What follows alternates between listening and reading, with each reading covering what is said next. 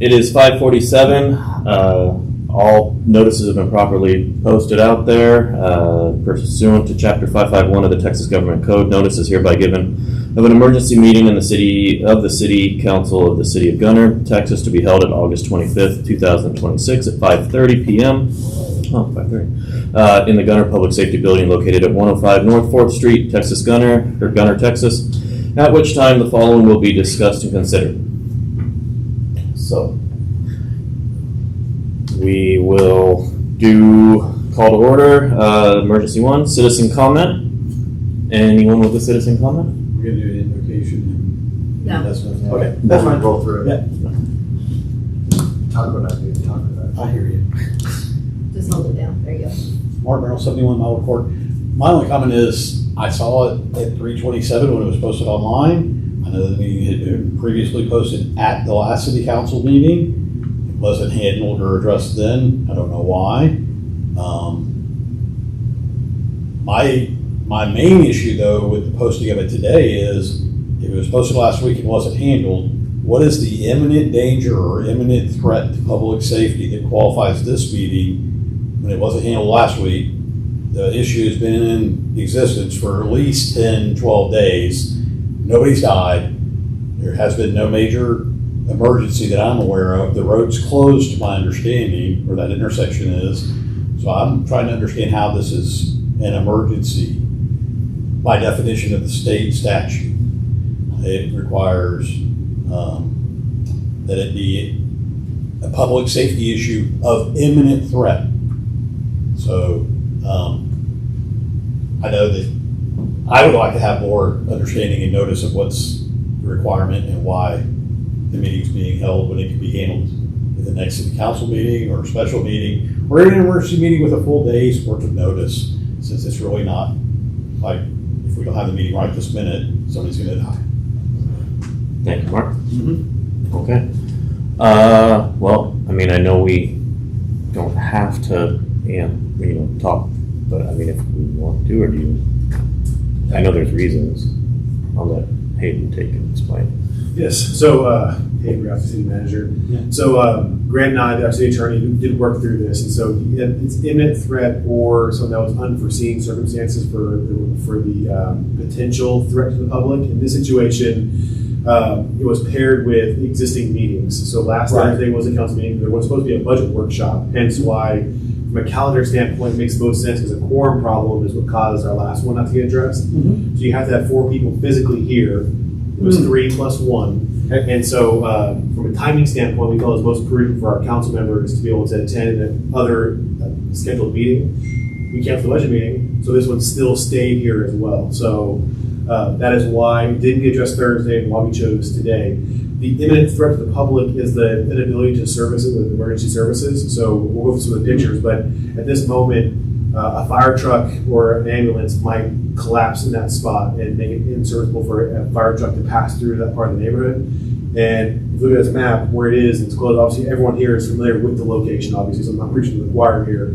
But response times are extremely exacerbated if somebody in the yellow has a 911 call. They have to go either all the way through what is already construction zone on 121 going to the main entrance or weaving through. And a lot of you are familiar, obviously, with the tight turns inside of the bridges. Sure. And so the most opportune spot is not to drive through and then try to do a 3-point turn out of the bridges. So for us, for connectivity, being able to easily get through the bridges and service it is the utmost importance. The reason why it's an emergency item for purchase is because it exceeds our current purchasing policy, so it needs council approval anyways. So rather than doing an RFP and a bid and waiting what would be 90 days to get this thing done, we're trying to get this sped up for the residents to have access to the neighborhood to emergency services. That is the gist of why today, why we got to this. And I do have one other question. Sure. Why was the budget workshop canceled?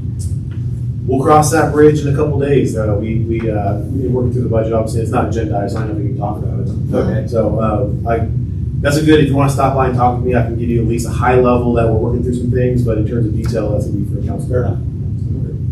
Looking at that map, there's no way Julie could do a 3-point turn with a fire, driving her truck, let alone a fire truck. Yeah. So, okay, perfect. Well, we are on agenda item number 2, discuss, consider, and take action on pursuant to section 551.045 Texas Government Code. All that stuff I don't really need to read, correct? Or do I still need to read it all? Yep, okay. Regarding the emergency urgent public necessity created by the deterioration and failing conditions of Bear Pathway, including authorization of emergency repairs, necessary expenditures, procedures, and contractor selections, and any other actions necessary to preserve roadway interconnectivity and maintain access for police, fire, emergency medical services, and other emergency responders.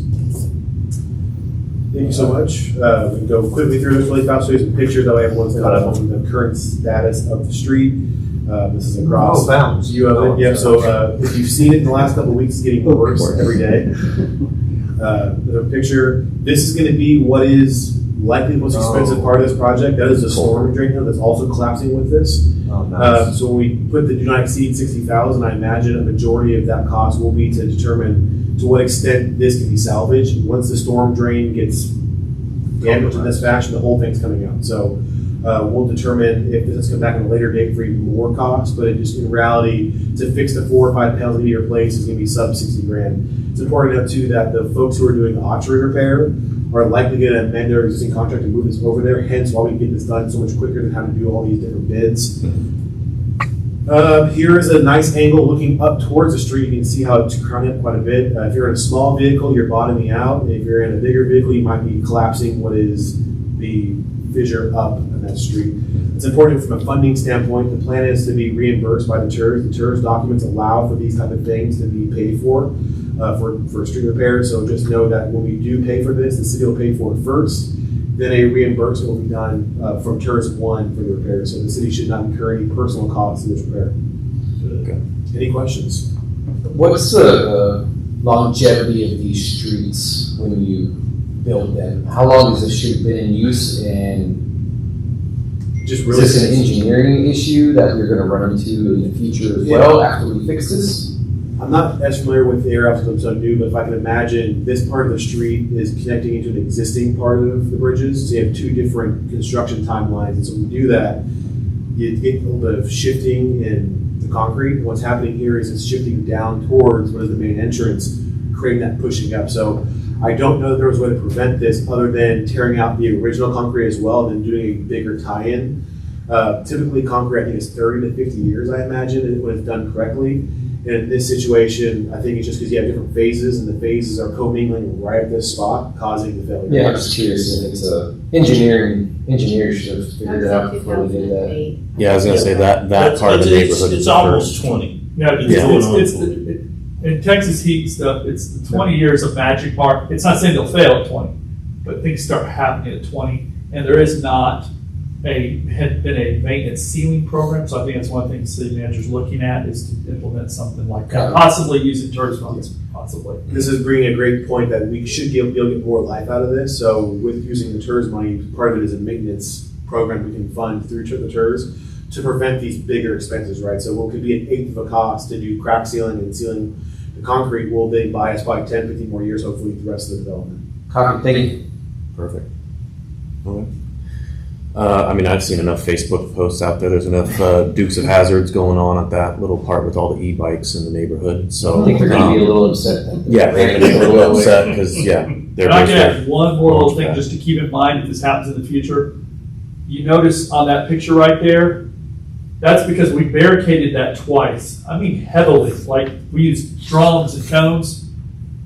People move them every time. Yeah. And finally, we had to put concrete blocks up there because that also added to the danger of it is people were moving. So maybe that person for the next person would pay. I don't want to go around, I'm going to move the barricade and go to work. Yeah. And that becomes more of the imminent threat is Yeah, so we're waiting for a liability problem. If someone were to move those out of the way, the big Mhm. truck comes by and then where it's fissured up, then collapses. Or school bus. Yeah. or a school bus. Yeah, that's right. Or rims on tires. So that yeah. is the imminent threat in terms of what could have happened is there was an impending doom of people moving things and we're just waiting for something bad to happen. So now we're trying to get ahead of it to make sure that the big problem doesn't happen. Okay. I'll make a motion to approve. That's what we're all here for. I'll go ahead and make the motion. That's all right. I'll make a motion that A, to find and declare the expenditure of the funds on the roadway repairs of Bear Pathway as necessary to preserve and protect the public health and safety of the city residents and repair unforeseen damage to the public property, And B, authorize the expenditure of city funds not to exceed the amount of $60,000 for the subject roadway repairs. Okay. Alan with the first, Second. Pat with the second. All in favor? Aye. All opposed? No. All right, unanimous. Okay, well, Is it there any is ham and turkey? now 5:57. We will, or take a vote to adjourn. Make a motion to adjourn. Second. All right. All in favor? Aye. Aye. Okay. It is 5:57. Meeting is adjourned. Thank you, everyone. Thank you for